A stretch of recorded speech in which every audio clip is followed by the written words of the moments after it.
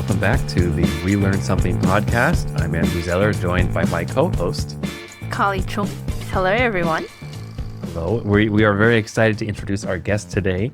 We are bringing to you, straight from Perth, Australia, the award-winning author K.L.Harris, who has written Equillian's Key and the adult picture book, The World is Full of Beep Holes. She serves as the managing director of Make Believe Press and is the co-writer of several award-winning short films. Harris holds a BA in acting for screen and stage. Born and raised in America, she now resides in Western Australia, as we mentioned, with her husband and 2 children. Her favorite pastimes include consuming stories of all kinds, surfing, traveling this world, and creating portals into others. To find out more about K.L.Harris, visit masterofmakebelieve.com or join us for this podcast. Hi, guys. Hello. It's so good to see you, Andrew. And it's so lovely to meet you as well. Should we just say we're here with professional author K.L.Harris the whole time? Oh, no, it doesn't matter. It really doesn't matter. Yeah, no, I don't mind either way. It goes, Yeah. I mean, K.L.Harris is my author name, but I use Harris as well.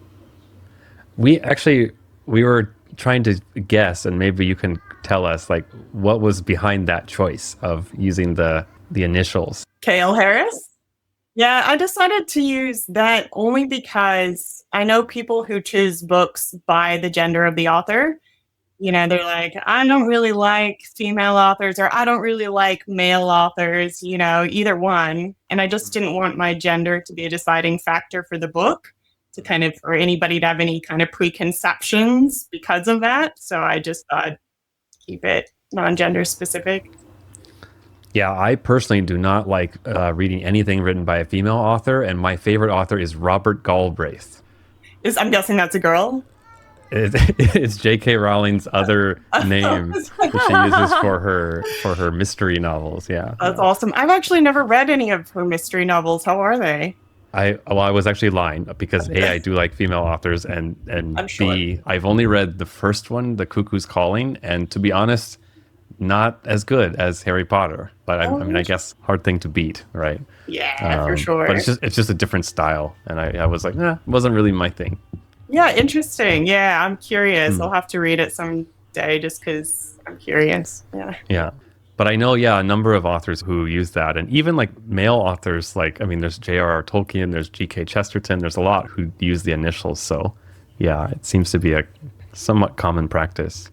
For sure, yeah. And I have no idea. I mean, I'm curious about why they chose initials, you know, and I think when I was originally deciding, it was definitely an influence from them as well, going, okay, this is something that these guys have done, and I really like, you know, how that kind of takes me out of the picture. It's more about the story and less about who I am. A lot of things coming to mind, but the first thing I want to say is Alvin wanted to be here, but he couldn't. He says hello, and I was reminding him of the experience when you were in California and we were filming a movie in my backyard, and you and my other friend were lying down on the grass looking up at the sky, reciting your lines in the moment, and then our camera was mounted to a little miniature crane and it started to break and I think it almost fell on both of you. And thankfully it didn't, because then these books would not exist maybe. So yeah. Those are such good times. I loved making those movies. One of my favorite memories was doing the kung fu stuff in the woods. I remember did the run up the tree backflip. What? Yeah. Run up a tree and a backflip. She's quite acrobatic as well. Well, you did That's circus train, like the... I did. I went to a Steiner school, Waldorf school, and we actually had circus as part of our curriculum. So we would do acrobatics and stuff and tightrope walking and things like that at school. And I did gymnastics, so that helped a little bit. We wanted to actually ask you about Waldorf, and particularly now that you're a mom of 2 kids, like, how do you feel that form of education influenced you, and is it something you'd recommend, or sort of bits and pieces that you liked? Like, what do you feel about it? Yeah, that's a great question. You know, now that I've been out of school, because of course going to school is all I knew. You know, I never went to public school until university. Now looking back at it, I'm really grateful I went to Waldorf. I wish I could send my kids to Waldorf. It's just the only one here is way too far away. It's so creative. and it's got all the academics as well. But my favorite part of Waldorf is that it really teaches you to be an independent and critical thinker. And it teaches you about all the religions, which I absolutely loved. Because I've always loved stories, but they taught you all the mythologies, like Greek mythology, Norse mythology. They also had the kind of stuff from Christian Bible, and then they also did stuff from Hinduism and pyramids, Egypt, Egyptian mythology. Words escape me very often. I just loved all of those stories, and I think that really helped me as a creator because I had so many stories to draw from. Also with the essays and things like that, it was very, what are your thoughts on this? You know, there was never a lot of prompts. It was more about getting us to come up with our own ideas. And I've noticed that how different that is from the public school system that my kids are going through now, where, you know, just for a prime example, coloring in, if you look at arts, at the public schools, they'll give a lot of coloring in pages that are black outlines for you to fill in with color. Whereas at a Waldorf school, it's a blank page. And they have you, you know, they teach you drawing techniques and then just let you free form. And when they're telling you stories, you know, mythology stories or whatever else, they give you a piece of beeswax. So you're sitting there kind of molding something from the story as you're listening. And all that kind of stuff I just really loved. I think it did help me create unique stories because when I see things, I think of, oh, how could that be different? My own takes on it instead of looking for things I can kind of fill in with color, if that makes sense. Do you think you actively are searching for, especially now, like things that are sort of out of the ordinary, or like is that just sort of an attribute you've always had, or something that kind of developed? That's a really interesting question. I mean, I've always been like that, but something I've noticed in Waldorf kids is that they are a little quirky. You know, they generally do like out of the box things and wear clothes that are a little bit out of the box and non-conformatives. I'm not sure whether that's just a me thing or, you know, I was influenced by that because that's encouraged at Waldorf as well. Because you've also traveled quite a bit as well, and I'm sure, would you say that informs a lot of your sort of world building and creativity too? Oh, for sure, 100%. I mean, that's one of the things that I love so much about traveling is our world is so diverse. You know, going to another country almost feels like going to an entirely different world because not only do you have different language, you know, different people look different, people dress different food, you know, and completely different culture. And that's when you're world building, you know, it's doing that. It could be another country as much as an entirely different world, you know, different flora and fauna and animals. It's so vastly different. So it's one of my absolute favorite things is to go to other places and just immerse myself in their culture and their world. I love that. Well, I wanted to ask you specifically about living in Perth, because I know it's in Western Australia, and that's about all that I know. So, but Carly will have a better idea. Well, I've never been to Perth, Kira, but my sister moved there last year, so I might visit. But yes, tell us about the things that will kill you. It's funny actually because it's not as dangerous as everyone thinks it is. I think Queensland, it's a different story, right? You got all the really poisonous jellyfish and the crocs and stuff up there. Whereas WA, I mean, there's some spiders that will make you sick. I used to think, because my husband is very cautious of poisonous spiders and very cautious of sharks and things like that. He's actually more scared of them than I am. But when I actually did research, all the spiders that I thought were completely deadly are actually not as deadly as I thought. They just will make you sick. So it's not too bad. And, you know, you just learn to look out for them. It's like whenever you put your shoes on here, you look inside your shoes. You you give them a knock before you put them on. You know, things like that. You don't want your toe to touch a spider's head. Yeah, for sure. And your husband is Australian, is that right? Yes, yeah. Okay. He's actually in the Australian Navy. Yeah, and he's Aussie. Can I ask the love story of how you met?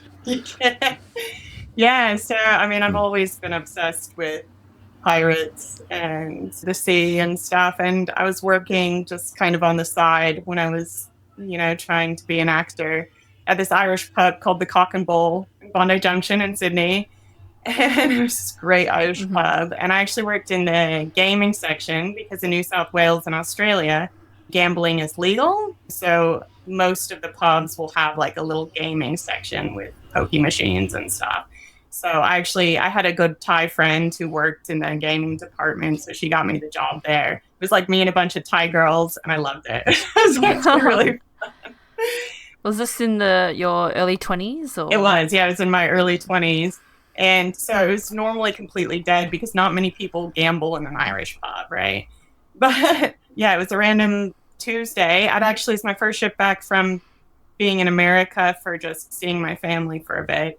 And I just swapped a shift with a friend as well. So it was completely random that I happened to be working that day. And then my husband was in Sydney for 3 days with the Navy on a training course. And he came into the gaming section just because he kind of been dragged to the pub and wasn't very interested in going out that night. And he just came to put $20 in the machine and just started up a conversation with me. And we just started talking. And then he got all of his friends to come over. And and they're all in uniform. So all of these like Aussie sailors, and there was no seats at this bar because it was the gaming bar. So they all pulled up the gaming seats from the pokey machines and lined up the bar and sat there, but it like came up to here. And they just talked to me all night. It was really fun. And at the end of the night when they're leaving, Ben was like, "Can I get your number?" I was like, "Yeah, sure." And he's like, "What? You're actually gonna give it to me?" So I gave him my number, and then he called me a couple days later and was like, "We're about to leave, but come out with us." So I did, and actually Ben hardly talked to me that night. So I was just talking to the other guys and said goodbye. But then after he went back to WA, because that's where he was stationed, we just started up like a phone conversation, and we talked every single night. And then he ended up he proposed to me like I think it was 2 months in. But yeah, we talked every night, and then he came over to Sydney and then brought me to WA. So yeah, that's the story. But yeah, I always tell my daughter, and so it's funny because she's got this story is how we met now. I said, I was a pirate and your dad was a Navy sailor. And it captured me because at the time I was working in children's entertainment as a pirate. Oh, wow. What I want to know is, in that story, were you in character that whole night talking to him and everyone there? And then when he actually met you the first time on the date, he was confused because you were no longer going "arr," and yeah, that would make a much better story. Can you talk about the acting side of things a little bit? Because I think that's when you mentioned university, right? That's what you studied. That is, yeah. Yeah, for sure. So that was my big life pursuit when I was younger. I really have always loved story. I've always loved characters, and that's what drew me to acting. Is I was like, I can be in them. I can be the characters. I can be in the movies and in the stories. So yeah, I did theater growing up, and then transitioned into film when I was a teenager. And Andrew helped me with that. A few of his movies. That was really fun. And so, yeah, I studied in Australia because the university there had a university course that was actually equal film acting and stage acting. They had a professional TV studio and had a television production course that worked hand in hand with the actors. So that's what drew me there. And I loved it. And I actually started making my own films when I was at university. But yeah, I always loved acting and pursued that very seriously after I graduated. I moved to Sydney and just did the whole actor thing, got myself an agent. I worked for the Australian Film and Television Academy. And so they got casting directors from the industry that would come and do workshops with actors, which was really great. So I started working for them as a cinematographer just so that I could get in front of casting directors. It's kind of like my way in. So I did that for years. I started to just kind of get a leg up in the industry. I had an audition for Neighbours, like just after I met my husband. And then my acting bug just kind of disappeared, which was strange for me because it was such a strong thing the majority of my life. It was my drive. But I think I just got really tired of the industry. And it was this weird thing where acting actually made me a more honest person in this kind of weird way where I discovered after getting to a certain level with acting that it really is all about honesty, and I've discovered now that stories are really all about honesty. So, the only way to do a really genuine performance on stage, like in front of the camera specifically, actually, because the camera's so in your face and it reads what's in your eyes, you really have to believe in that moment that you are the character.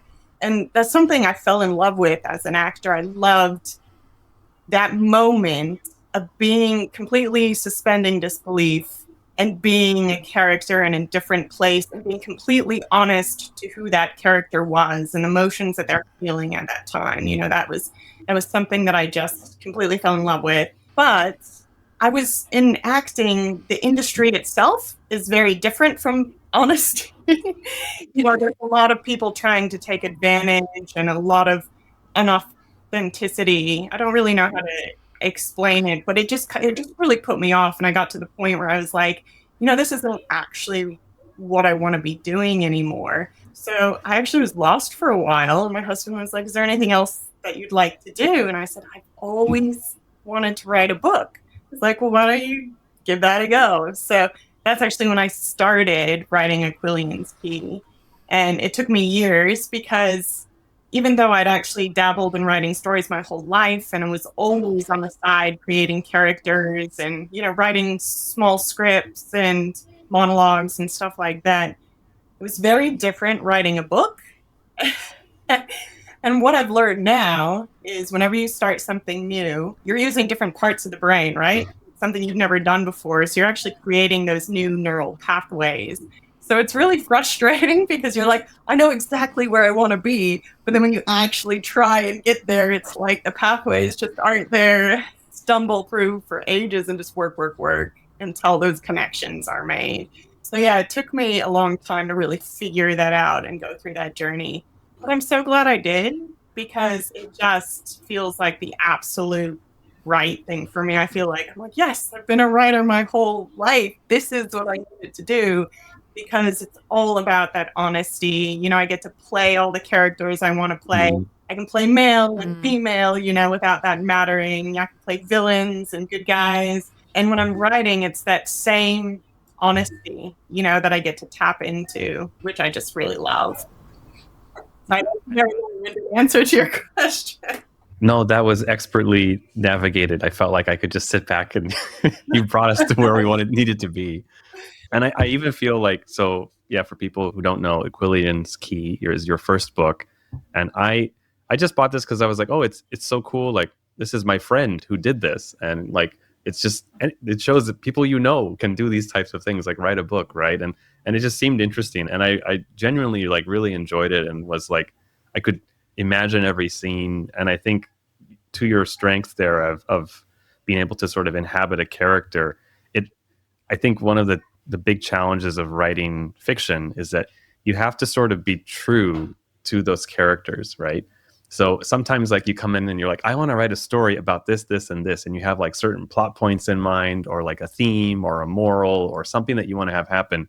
And then you start writing. And then if you're really in those characters, it might be like the character's like, well, I wouldn't say that, or I wouldn't do that. And then you're like, oh, but what do I do now? Right? Like, do I force them kind of on that path or do I kind of go, and it's this weird sort of like split personality thing that I feel like your background and your talents would align well in. And I really got that sense that you weren't just like trying to get us to a certain destination. You were just sort of like, bad things happen, characters get lost, and it's not all like well mapped out. And I don't know, maybe it's resolved in book 47. I'm not sure how many you have planned, but I'm curious about the journey ahead. Yeah, so I mean, I'm planning right now 7 books. Okay. And the only reason why is because in the world of Equillian, everything in nature comes in 7s. So if I don't write 7 books, it's got to be at least 14 books. So I'm hoping to get it in 7 books. But every book that I write, the world gets so much deeper and so much richer. And there's so many little side characters that I'm like, ooh, I could write a book about that. Yeah. So who knows? Maybe, maybe other series spin-offs or things like that. But yeah, the start of your question, kind of with characters, that having their own ideas and things to do. That's completely how I write my books. I'm all about the characters and the world as well. I love world building. But for me, the world, it's just a place I want to be. I mean, that's really how I created my world. Is like, this is a place that I want to be with all my favorite things in it and things that need to be there for the characters. Uh, so it's really primarily about the characters. And once I have my characters really well established, they basically write the books for me because everything that happens, it's like, oh, well, if they do this, then that would happen. Or if that happened, they would do this because of who they are.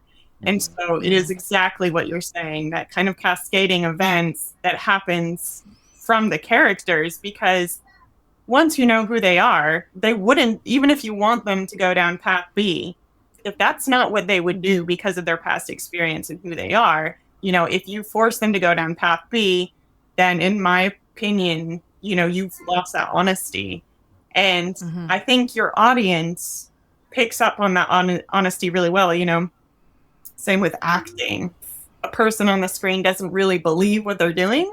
It's really hard as a viewer it's just pretty much impossible to believe it also, right? Yeah. So I feel like that's the same with writing that always pulls me out of a book. If the character does something where I'm like, they wouldn't do that. And I'm like that.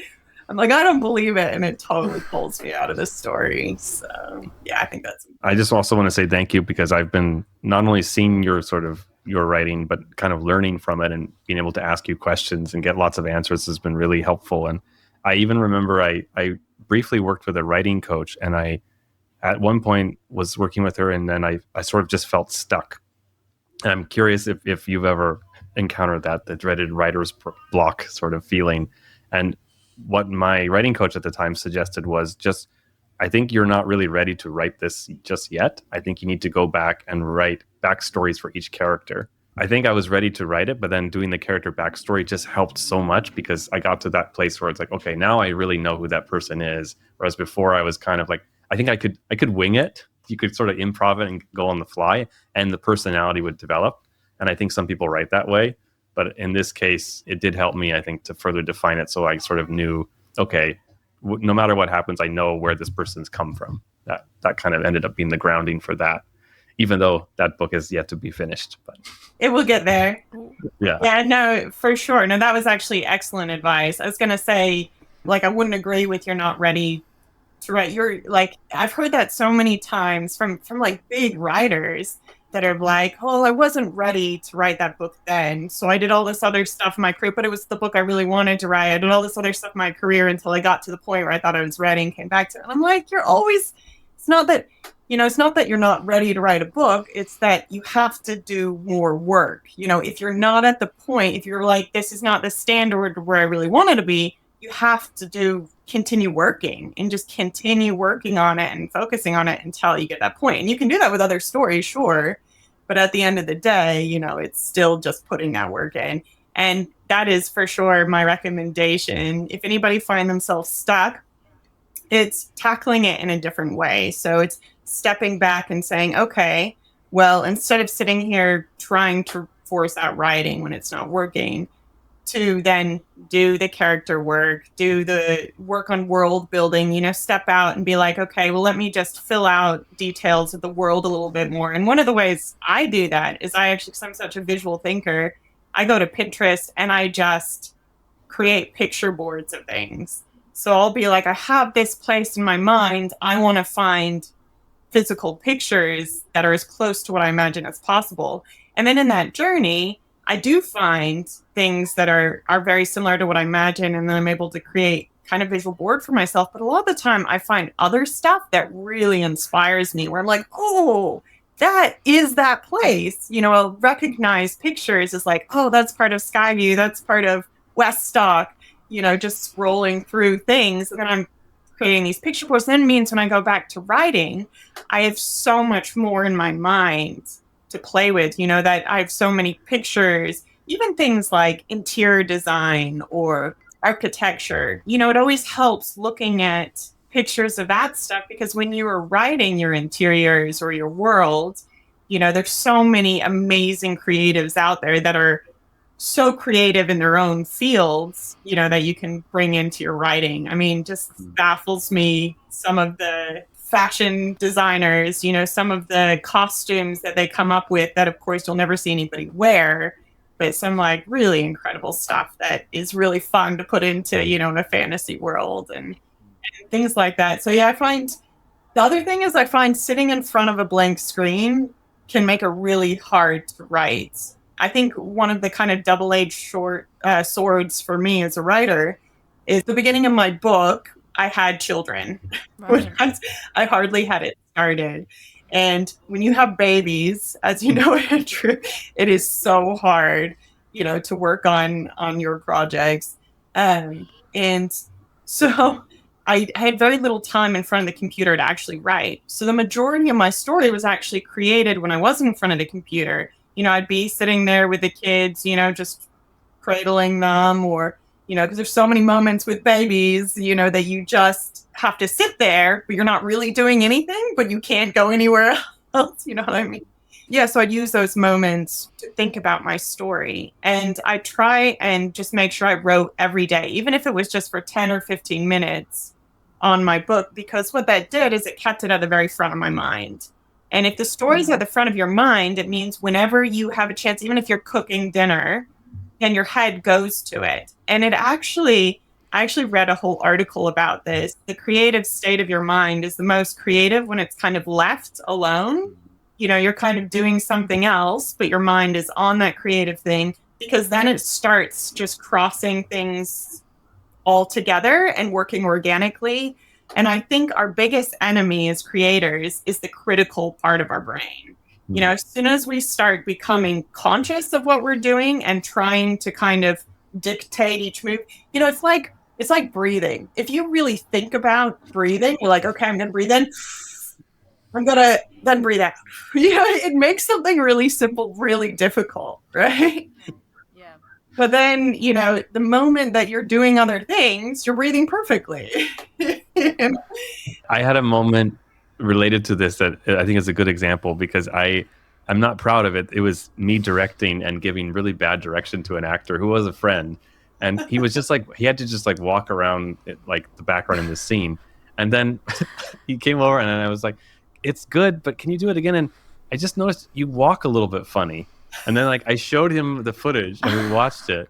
And he I think like for him, that was just his normal walk. But like you said, as soon as you like call attention to it, now correcting that, it's like, well, how do I correct it? And what do I do differently? And now he was like hyper focused on his walk.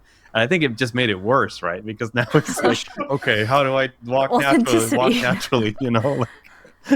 So the lesson is don't do that. No, it's so true. And it's funny that you say that because when I was an actor, when I was a kid and I'd do acting camps and stuff, I was great because I was just getting to my imagination, totally believe I was a character and, play make-believe on stage. And then I started getting into I started at the JC in Santa Rosa. I started doing acting classes. And one of the first things the teacher would do is have us all walk in a circle in front of everybody. And then people would point out things about their walk, like, oh, their left arm swings more than their right arm, and like, oh, they stand up taller, all these things. And for me, I was like, I'm going to walk perfectly, get rid of any of my, just so, totally missing the point. Yeah. But the thing is that it made me really conscious. And that's just an example that they took all through those classes. They're like, we're going to make you super conscious of everything that you do so then you can change it. But I think that was the most disastrous thing for me as an actor because I became so conscious of myself. It was really hard to get out of that. And it wasn't until I was able to get out of that I was able to become a good actor, in the end. So yeah, it is the biggest detriment. For sure. I think you highlighted, I want to just even recap because I think they're really valuable tips here. I think the idea of like first keeping your project at the front of your mind, like that consistency, I think is really important, because like the longer you sort of wait in between, the harder it is to kind of go back. And I think we were talking about this too earlier today. Yeah, especially when you have little kids, it's hard because you like the windows are so small, right, in terms of when you get something done. And I imagine, especially in your case, like this is a massive world that you're building. So you're literally like like jumping out of that world into the real world, and then dealing with stuff, and then having to like dive down, swim all the way back down to your world. And it's like, it's a big transition, right? So It's all right. I'll tell you a secret, Andrew. I'm always in my own world. okay. Fair enough. Yeah, I mean, it's not always a good thing, but yeah, my husband's always like, "Where are you?" So I'm like staring off into space. Yeah, but that's to the second point, right? Which is like, you're not actually writing when you're at the keyboard or even with a pencil, right? It's like you're like, I've done this too, where it's like I walk my dog, and that's a really good time to write, because it's like I'm kind of, my body's focused on this other thing, but my mind is just wandering. And then if I can time it just right, it's like walk the dog, write it in my head, come back, and then immediately get those thoughts down, right? Like then it's much more efficient. And yeah, for some reason it just works. It works better that way. So much better. I highly agree. I mean, that's even if I had 15-minute window every day, I already knew what I was going to write. You know, it's like I'd have whole scenes play out in my head like a movie.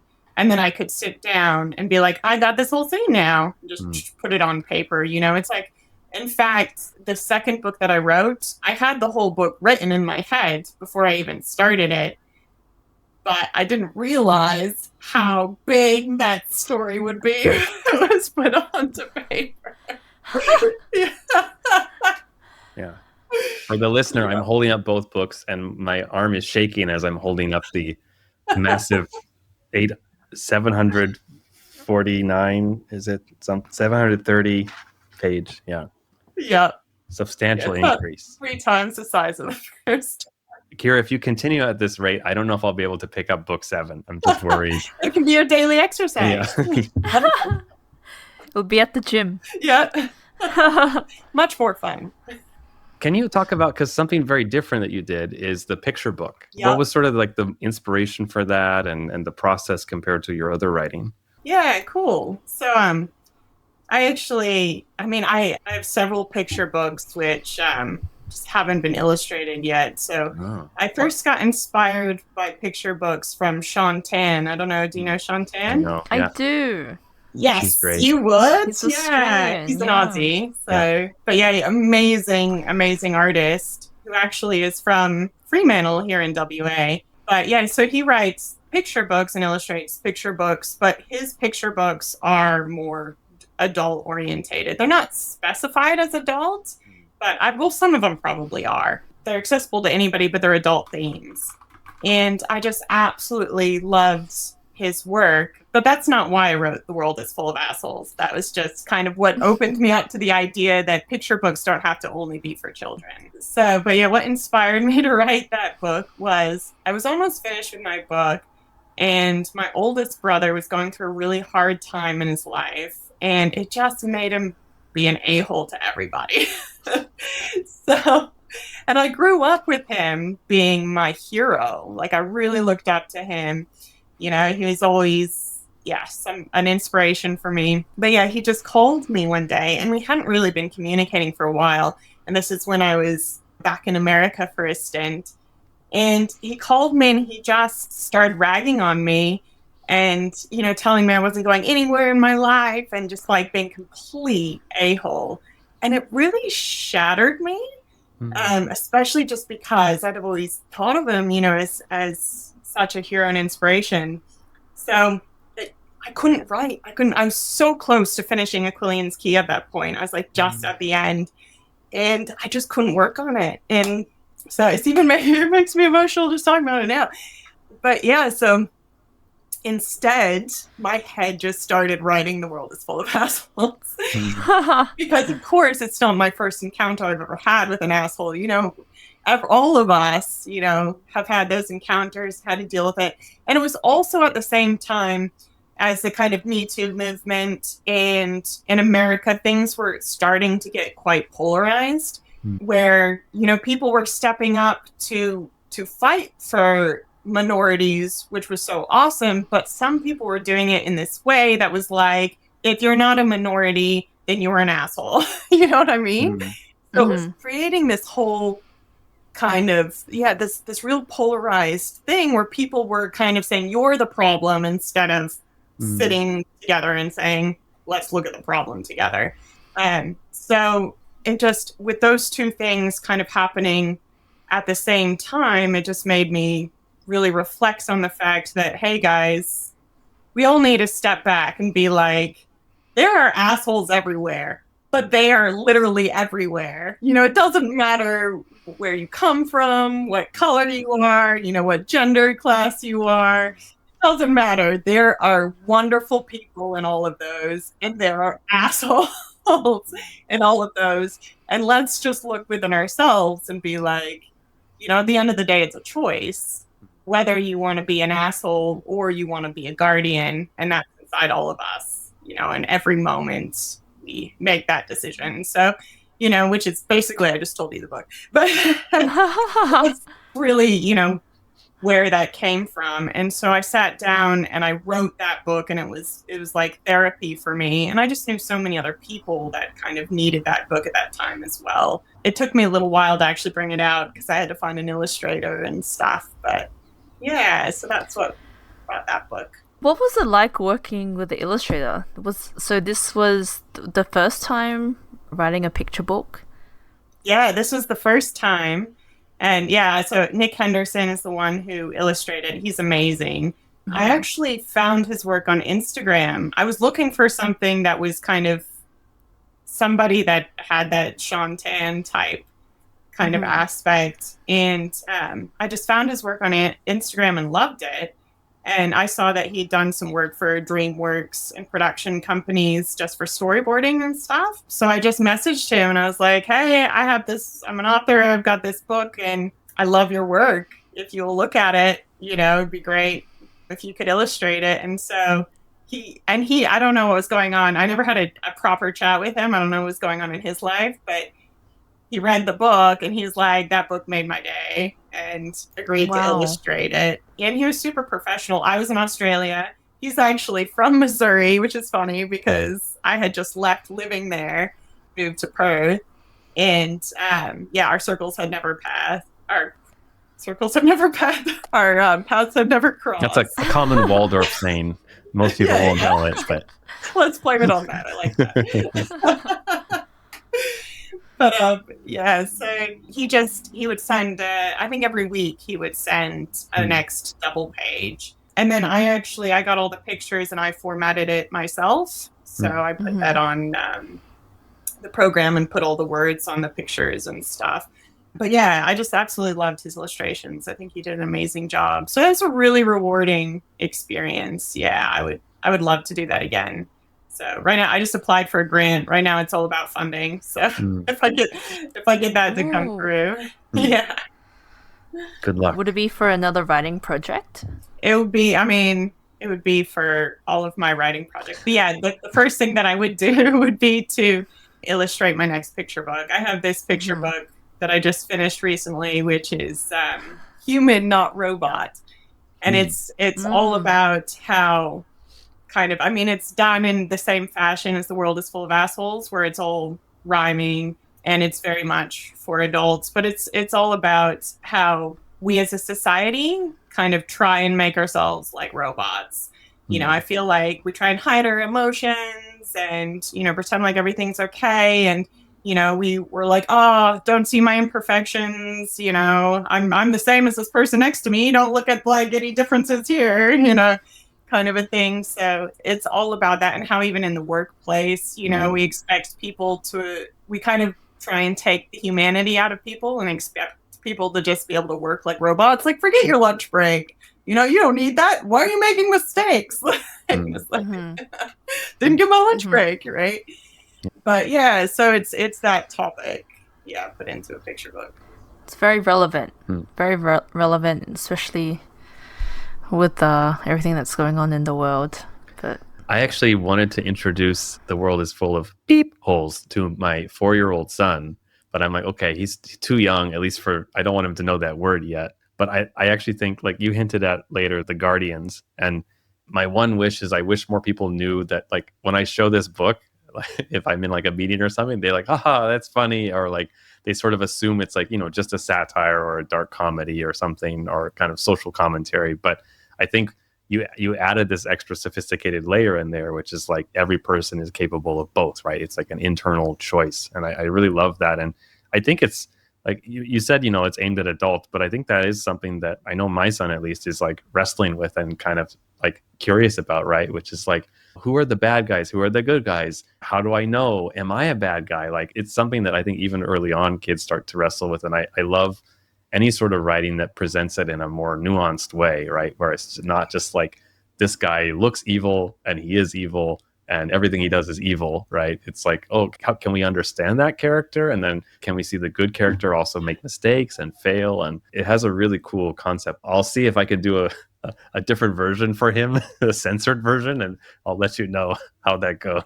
Well, what I did, because I read it to my children, what I did is I took the word assholes and replaced it with bully. So I said, the world is full of bullies. And it actually made me think, I was like, maybe I should bring out a version, replacing that word that is more kid friendly, because I did write it for adults at the time, but then I've realized now, and now I market it more as a young adult book, crossover book. But, but as you say, it's relevant to all ages. And actually, a bookstore that carries it here did put it in the kids section for a while. So it did. And he was saying the reason why he bought the books for his store, the owner, was because he was saying that there was a lot of people actually coming in, young people, their parents were looking for things on that topic, specifically. Right. So I thought that was really cool. It did. Yeah, it has made me think, open my mind up to that stuff. I know we're getting close to the end, and I wanted to perhaps connect two dots, which is that although you mentioned moving away from acting, I believe you are potentially moving into sort of a voice acting opportunities soon. Is that something you could talk about? Yeah. So I am narrating Gwenna's chapters for my audiobook. For Starlocked, there's already an audiobook version for Equillian's Key. So when I was first talking to the producer, I work with Audio Factory, which is an audiobook production company in England. And I chose them because I liked their work, but I also really wanted a British accent. And I've been working with them, internationally. And when I first was doing Equillian's Key, and I was just chatting with the producer, and he found out I had acting experience, he's like, oh, why aren't you narrating it? And I just was like, oh, I do not have the time to do that right now. And I also didn't feel like my voice was right for Gwenna. And I was trying to choose narrators where I felt like their voice was kind of fit the characters. And then I realized later, I was like, it's really not about that. It's about having a narrator that has a good range. It's more important. But people kept encouraging me. They kept saying, you should really do some narration for your second book. And I thought, I think that'd be really fun, because I actually love reading out loud to my children. I get a lot of joy out of that. So, and, I was like, I do have all this acting experience, and it would save a few dollars. It's probably a good idea. It's all come full circle. Yeah, exactly. Right? You did acting just for this moment, so you could have the range. But the funny thing is like, here's me going like, yes, I've got all this acting experience. I read to my kids every night, and I'm putting on voices, and I love it. And I've had encouragement from like my readings, I've done publicly and stuff. So it's like, I got this. And then I started going down that path, right? I've converted my closet into a recording studio, bought myself a nice Rode mic, and have been doing all of that. And oh my goodness, it is totally different. I mean, there's some crossover, but it's something. And I was chatting with ChatGPT about that recently. I don't know if you have conversations with ChatGPT. ChatGPT, I love. I do. Yeah. So I was like, ChatGPT, like, I don't know why I'm really struggling with this. And I was like, well, it actually uses different parts of your brain. And I was like, it is some crossovers. And I was like, oh, the whole brain pathway thing. My pathways that just don't exist yet.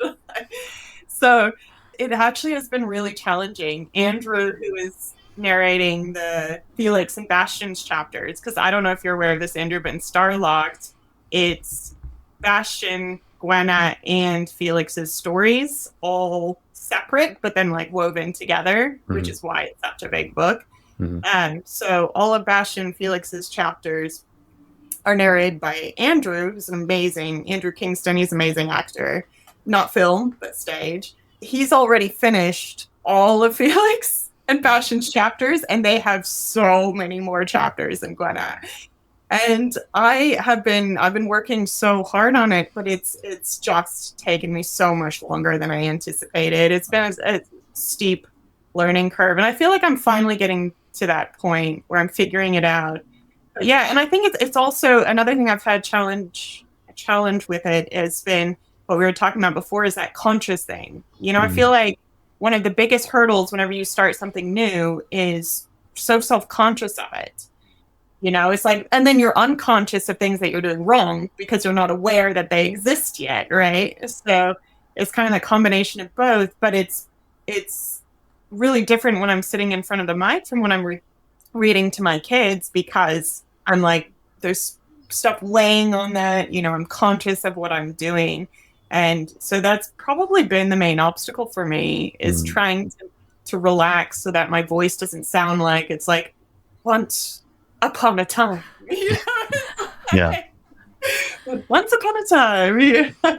Kind of flowing and having that relaxed nature. And then I put so much time into working on the characters' voices that then I noticed there's times when I really let the narration between the characters drop and stuff like that. So it's all things I've really had to work through. But I'm loving it at the same time. It's been a super rewarding experience, and I am getting that same high from it that I miss from acting, which is, you know, being able to engage with the character in that moment and really bring that honesty to it in a more performance aspect, you know, which I am loving. Yeah. And it's teaching me about writing as well, which is cool. Yes, especially like hearing it out loud, right? Because then it's, for a lot of families, that might be how the actual story is experienced, right? So it's probably really helpful. I sort of, I wish you had the chance, like you and Andrew could do it together in a booth, right? And have that interaction with each other. I'm sure that would make it even more fun. Oh, it would be so good. That was something that I actually originally wanted to do. But then when I talked to the production company about it, they were like, yeah, that would actually be a lot more expensive and complicated. And I was like, darn it. I even wanted to put sound effects in there. I was like, can we add like ocean sounds? Yeah. One day. Yeah, those like high-end ones are really cool when they have like the full music and sound effects and different actors, and I love it. Yeah, no, that's a dream. Actually, the dream is to one day get it as a television series, because I have such a visual sense of the whole world and series and characters. I would absolutely love to kind of see what actors did with it. And then VFX would be required because there's a lot of like crazy things in it. And Carly might actually be working on the project then. Of course. Yeah. Yes. In fact, why don't we just start it right now? Yep. And then you can star in it. Oh, it'd be awesome. Experience. I'd love it. I would have to be a pirate for sure. Yeah. Pirate, cinematographer. Yeah. We got this, guys. Kevin. Awesome. Well, we're coming up on the time. I just want to say thank you. And I also want to encourage you with all your other books. And even if ChatGPT says, Kira, please do not release humans, not robots. This book is not appropriate. Why not just release all robots? Don't listen to it. That's not the right advice. It sounds like you've got a really good group of people supporting you too, which is fantastic. And I think it shows in the work too. So yeah. It's been a pleasure. Yeah, it's been a pleasure. Like, I think I learned a bit about, like, I'm not a writer myself, but I think the creative process, like the idea of creating new neural pathways, that makes so much sense. It's just, of course it is. It's always so hard to do any of your projects amongst, you know, our busy lives, especially as a parent. So it's good to know that it can be done, and you never know where it will take you, like from an actor to writing to voice acting. I feel like the root of everything that you've done is about honesty and like choosing, like you knowing that you are a writer and that's like your role in this world. So I see that genuine side, and it's a delight to hear you talk about it. Yeah. Thank you. Oh, it's such a joy. Thank you, guys. It's just been such a pleasure. And it's so lovely to see you, Andrew. It's been a million years. So. It has, yeah.